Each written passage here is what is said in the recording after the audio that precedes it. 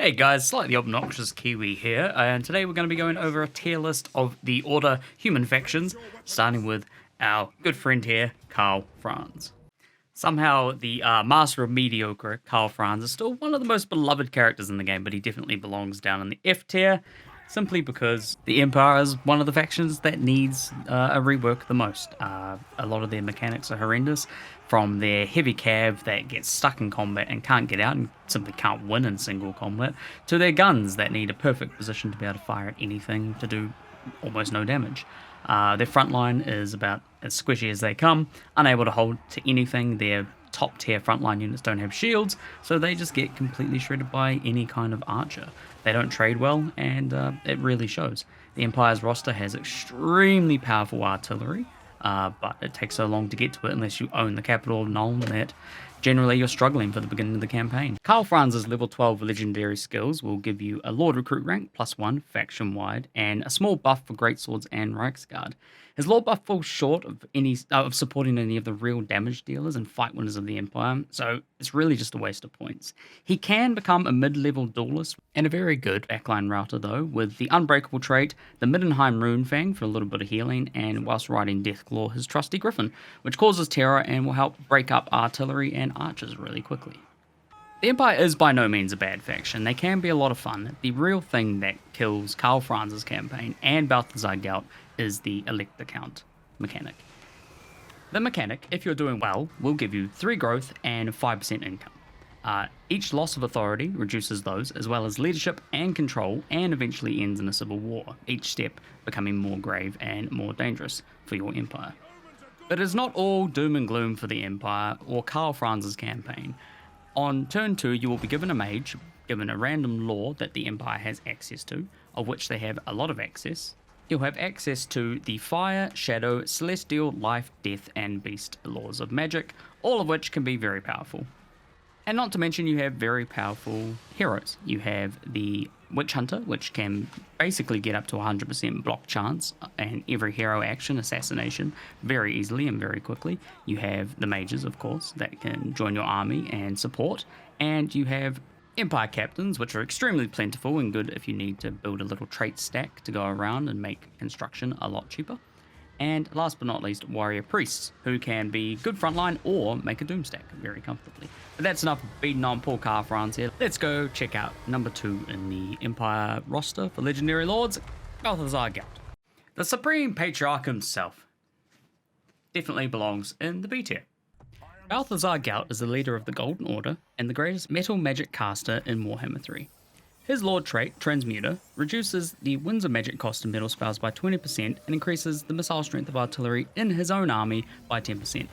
He gains the ability to fly from level 16 with his Imperial Pegasus Quicksilver, and with the level 9 skill, Lore Master, Lore of Metal, he gains access to almost free metal magic and powerful air support and presence. His campaign plays a lot like Karl Franz, also having to work around uniting the Empire and protecting it from threats, but with a few more bonuses than poor Karl. His level 12 Lord line gives his army armor buffs, as well as buffing all of the gunpowder infantry and cav in the roster, bringing them up from useless, low damage range units, excluding the Outriders with grenade launchers of course, all the way up to mid-range units that can kill stuff now, occasionally. Best of all, one of his skills increases the hero capacity of battle wizards by 2. On top of his Lord trait, you can expect level 3 battle wizards from the get-go. Gout does have one big hurdle in his campaign though, that needs to be played around, and that is Daddy Vladdy of Sylvania. Your best option is to take him out early and prevent all of his shenanigans, but that can be quite difficult to do with so little money and unit access. The choice is yours. You can also expect threats from the south, with the Greenskins and the Ogres popping over frequently to test your defenses. Up next we have the Hunts Marshal, Marcus Wolfhart, who also finds himself in the B tier. Although Marcus himself is not even remotely as powerful as Gout, he is also a B tier fact. The Hunts Marshal expedition finds themselves in Northern Lustria, completely in over their heads. With predators around every tree, you have to become the predator in this campaign to thrive. The main reason Marcus is in the B tier is the fact that he doesn't have to deal with the Imperial Authority system, vastly improving the enjoyment of this campaign. Instead, he has a system called Acclaim that will reward you with units through the system called Imperial Supplies. The more he fights, sacks, raids, and captures, the faster his hostility will increase and the faster he will gain more Imperial reinforcements. The higher his acclaim, up to 100, the better the reinforcements will be, and you will always get to decide between 4 different types of reinforcements: Imperial Regiments, Imperial Gunnery School, Knightly Order, and the Imperial Engineers, giving you access to higher tier units much earlier in the game, including the beloved Hellstorm Rocket Battery. The Hunts Marshal also has 4 faction-unique legendary heroes: Roderick L. something French, a Bretonnian paladin without a mount; Hertwig van Hal, a witch hunter with a unique healing skill; Kalara, a waystalker; and Joram Grimm, a short little engineer fella. All 4 have a unique quest line that unlocks their potential throughout the campaign. Marcus himself is unfortunately a very weak legendary lord due to being a range lord who, other than the Sisters of Twilight, always falls short in combat compared to the melee or mage lords. He does, however, create a very powerful army for himself with his level 10 lord skills. He unlocks his lord skills at level 10, unlike the usual level 12, turning Huntsman, a crap tier 3 unit, into a god tier archers, able to delete pretty much any enemy in a couple of volleys. Last but definitely not least for the Empire, we have Volkmar the Grim, who sits up here in the A tier. Volkmar the Grim is an absolute powerhouse of a melee lord, surpassing the usual limitations of a melee lord in combat, with powerful battle prayers that buff him and his units, as well as bombarding anything unfriendly that decides to surround him on his kick-ass altar. The joy in Volkmar's campaign is playing Pokemon with all the landmarks and the Books of Nagash. The Books of Nagash are Volkmar's campaign focus, each one providing you with a powerful faction-wide buff, my favourite being the one that causes attrition to enemies who enter your territory and creating a sandstorm whenever you sack or occupy a settlement. Volkmar is a very powerful lord, but not a good faction leader. He doesn't have any faction-wide buffs except for a skill to increase the capacity of witch hunters and warrior priests by 1.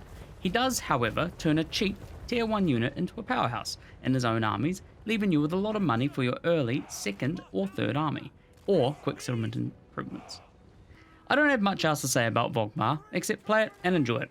However, the Free Company Militia Army can be quite micro-intensive if you want to get the maximum output out of them, but you can just move them all in the clump and you'll be fine. And make sure you pick up the Jade Griffin as soon as you possibly can, because it is probably one of the more powerful items in the entire game, at least for a quest item. And there you have it with the Empire rankings. Let me know in the comments if you agree or not with my rankings so far, and don't forget to like and subscribe. Now, to continue with the King of the Bretonnians, Luan Leoncoeur, sitting up here in the A tier. Bretonnia, the land of knights and peasants, and Luan is the king of it all. Anyone who has had to face a seemingly immortal lord in combat knows how much of an arseache he can be to fight, and now you get to drive him. The faction of Bretonnia is focused around chivalry and knights, with a sprinkling of peasants to remind the knights of how amazing they are, and to take care of the human-sized rats, because that's peasants' work. Luan starts the campaign with all of his vows unlocked, granting him powerful buffs in combat and greatly reducing the upkeep of knights. The lands of Bretonnia are rich and easy to traverse, and removing the greenskins from it, you'll have a very powerful base to launch further campaigns. Bretonnia is a very powerful faction as a whole, and playing as Luan makes you feel like an invincible, unbreakable king of the night. And well, that's just very cool. His personal skills aren't great for the faction, but he does unlock regen at level 6, so just go crazy and have some fun. Up next we have the Fey Enchantress, also fighting herself up in the A tier with Luan. The Fey Enchantress, also known as Morgiana of the Feet. She's the only Bretonnian legendary lord who isn't a knight, but is instead a powerful prophetess. With masterful control over the law of life, she becomes a true powerhouse of the lord, able to kill thousands of enemies each fight with some well-placed spells and her mortis engine. She is able to get 30% ward save just through talents, so with the right gear she can last a long time in combat and get the most out of her mortis engine effect. And Dwellers from Below, which she can overcast for only 1 extra winds of magic with her talent Lawmaster, Law of Life. Fully equipped, expect her to solo most fights. She does, however, provide some really nice buffs with her level 10 Lord skills, helping you build worship buildings for more prophetess heroes, as well as faction-wide growth and buffs, and a powerful control buff in the region she's in and corruption removal.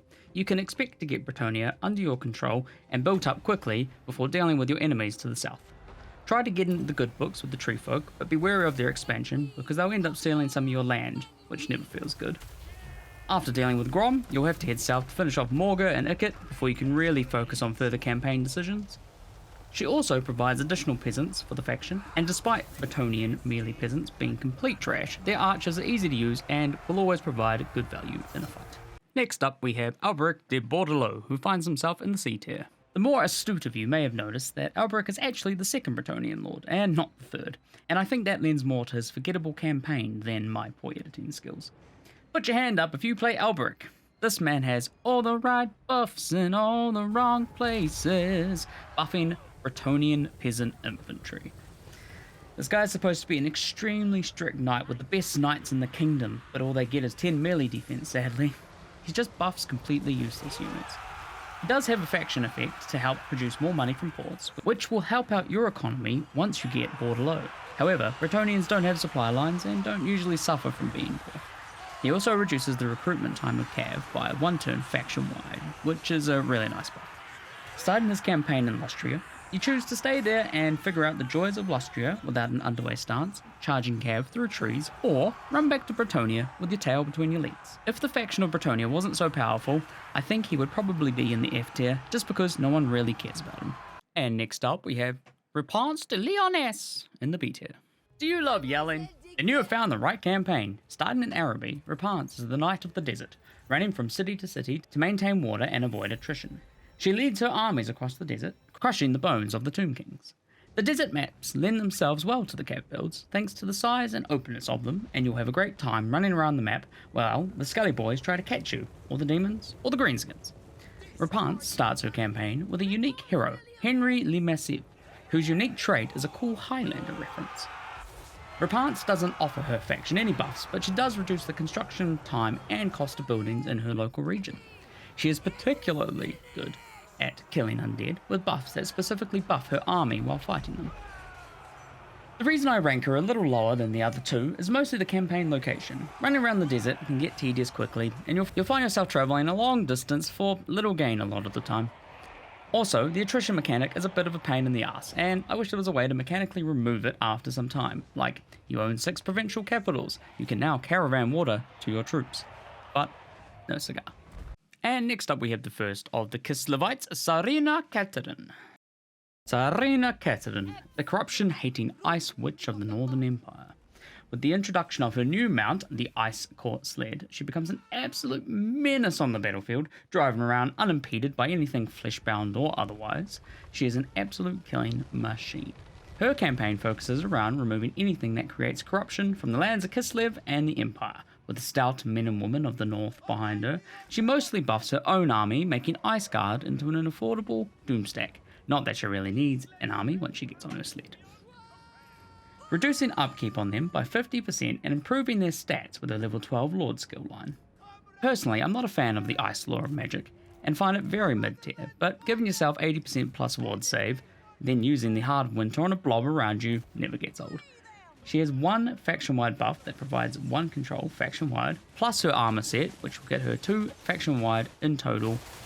With the faction's plus 6 public order bonus, you will have a plus 8 on every region you own, which will help considering you focus on enemies that create corruption and thus public order issues. Cathan and Kostalin have access to the Motherland, which is a faction-wide buff you unlock with devotion that will help you gather supporters and eventually confederate the other faction, and some nice buffs along the way. And next up we have Kostalin, who finds himself at the top of the B tier. Kostalin, leader of the Orthodoxy, he doomstacks patriarchs, it's pretty strong. The crackhead of Kislev is the leader of the Orthodoxy of Kislev, running a political campaign against the Tsarina. Kostalin also spends his campaign dealing with anyone who brings corruption to the lands of Kislev. Hyping his units into religious frenzy during combat, he leads the men and women of Kislev to war for the bear god Ursun. In exchange for increasing the construction cost of haunted wood buildings by 300%, you can decrease the cost of orthodoxy buildings by 20%, somewhat forcing you to play a thematic campaign, but also increasing your faction-wide income by 10%. Kostalin's level 12 skills buff him and his army, with one of his skills granting everyone near him fire attack, which can become a real pain in the butt once you start facing the Chaos Dwarfs, but you'll still be able to clean them up quite easily with the powerful Kislev roster. Kostalin is a pretty generic lord with some nice AoE abilities, and I rank him in the B tier, mostly thanks to his faction's strength. Next up we have Boris Urus, ending up in the C tier. Boris Ursus, or the Red Tsar, is the epitome of a lord you should confederate instead of playing the faction. His cost reduction skills are great for a lord who is fighting on the front line and capturing settlements while you claim territory in wars. The whole faction gimmick is making the Chaos Wastes a territory you can hope to manage and build up, changing the Chaos Wastes from a red climate to an orange climate. There is no denying that orange climates are better than red ones, but in reality, they both suck, and you would never want to make anything other than green climates the core of your empire. Reducing the cost of bear riders by 50%, you can afford a nice cab doom stack pretty early on with a couple of patriarchs for healing. He is a very powerful melee lord, and who doesn't love running around on a bear? Pretty sure that's why you play Kislev in the first place. But the faction itself is just bleh, and that's why he's in the C tier. Great lord, very powerful, crap faction mechanic, and orange territory is not a good faction mechanic. Up next we have Mother Ostankia, the first of our S tier lords. Good old stanky fingers. Do you have a problem with a powerful army in your territory? Not anymore. Just press this button and they are gone. Massive corruption issues in the area? Nope. Does the enemy keep seeing your archers? Try snipe. Welcome to the first of the factions to have an overpowered mechanic, even after the recent double nerf. Mother Ostankia is the most powerful hag witch in Kislev, or in our case, the Bleak Coast, which a lot of people showed displeasure about. Apparently she should be closer to Kislev, but it doesn't really matter because you can teleport to Kislev pretty early in the campaign anyway. With access to powerful curses and boons via her witch's hut, her faction is easily the most powerful of the Kislevite factions, and one of the top human factions in the game. From damaging your enemies before you even clash in the fight, to turning your own units into walking bombs or ice bears in men's clothing. She has huge diversity in her campaign thanks to the Witch's Hut curses.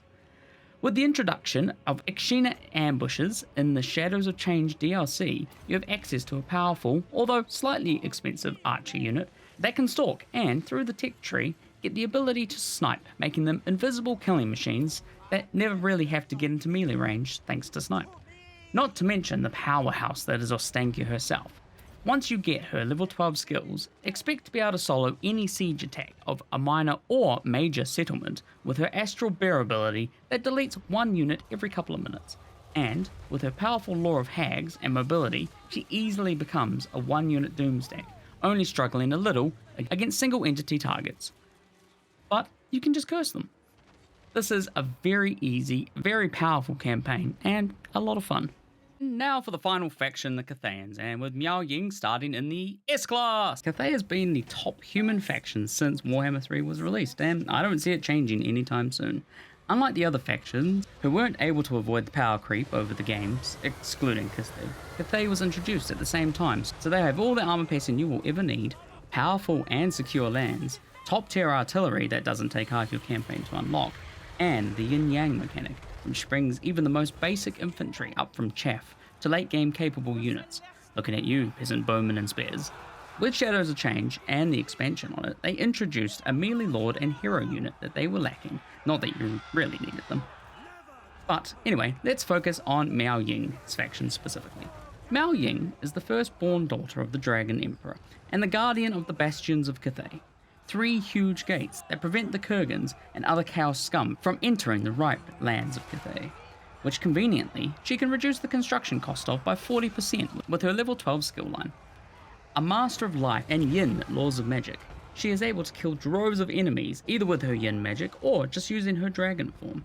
Maintaining her HP with her life magic, she can take full advantage of the Dragons of Cathay's powerful side effect of having a replenishment pool for each health bar, human and dragon form, while reducing the upkeep of missile infantry by 50%, synergizing well with her faction's buff for extra ammo and her array of buffs for killing chaos with range firepower. Cathayans are traders as well, sending caravans creating massive profits and gaining unique items. For example, the Von Karstein Blade, a must-have for any Dragon Lord, granting regen from pretty much turn 5.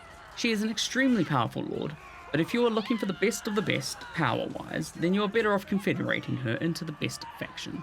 The 20% ammo is nice, but you can do better. Next up we have Xiao Ming, who also finds himself in the S tier. Xiao Ming, the Iron Dragon, is the yang to Miao Ying's yin. He goes down the route of buffing and cheapening melee units, presumably because of all of the warpstone he huffs. He figured that would be a good idea. Xiao Ming is an absolute unit in melee. While in human form, he has access to the Law of Metal and Yang. He can obliterate enemies with the Constellation of the Dragon, or waste his magic on Final Transmutation. While he's in dragon form, he can use magic to breathe fire. He unlocks regen at level 9, so you can use the Von Karstein blade for another Lord or hero in your army/faction. His main threat is the assassin rat, Snickers, and the stupid dark elf of Cathay, but he starts soloing fights pretty quick once you get him a few levels and some decent gear. His power does make it very easy to get a good base set up in Cathay. He is the Cathayan Lord to pick if you don't really want to focus on spells mid-fight and just want to kill stuff with your teeth. Dig in. And last up, in the top of the S tier, we have Yuan Bo. Last but certainly not least, we have Yuan Bo, the Jade Dragon, the administrator of the realms of Cathay.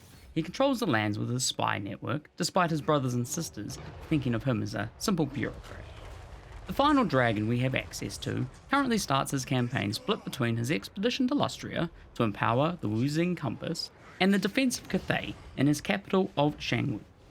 With the introduction of Yuan Bo, we gained access to the Steel and Stone mechanic of Cathay, a passive mechanic that accumulates with combat or turn time that you can use to buff the faction's provincial capitals, armies, and income.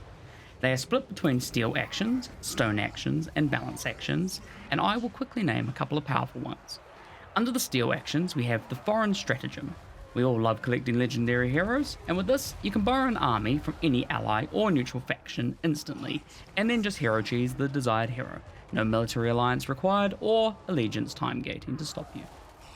The Celestial Emissary from the Stone action grants you an Astromancer hero with a unique trait who, when combined with the correct Lord defeat traits and the Jade Amulet, can cast all his magic for 0 cost. And last but not least, Command the Lesser Courts in the balanced actions will provide you with a choice between 2 powerful faction-wide buffs for the next 10 turns. I've yet to talk about the Wuzing Compass so far with Cathay, but Yuan Bo unlocks 4 more directions for his faction, but they are nothing too special. Still, a powerful faction mechanic for all the Cathay factions though. Lastly, we'll have a look at Yuan Bo himself.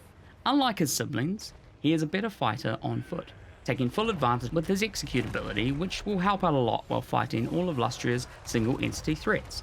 He is a powerful mage as well, with a mixture of yin, heavens, and light magic. He can bind his enemies with the net of Amentok, and then wipe out the whole stack with a 200% spell intensity Commodore Casadora, or Talons of the Night. Being a master bureaucrat, he helps his faction by reducing cost of construction and speeding it up. I guess there's no red tape when you own the tape, and flooding the faction with Astromancers with a decent recruit rank. Expect an action-packed campaign with Yuan Bo. The split starting zones means you'll have a lot of battles, but you can always focus on the expedition and have no presence in Cathay if you want. You will get a dilemma in the early game to help you make that decision. Have fun! And with that, we come to the end of my Order Human faction tier list. I'm sure some of you will disagree with my rankings here, so please let me know in the comments what you think. And if you would like to see any other rankings, let me know. And a big thanks to anyone who got this far. Please hit that subscribe button and smash the like button to help me grow and get this list into the YouTube algorithm. Catch me live 6 days a week playing Warhammer, and I'll see you after the Thrones of Decay update to see if the Empire gets to move up a little. Pretty excited for that sniper looking unit. Alright, catch you later guys, bye.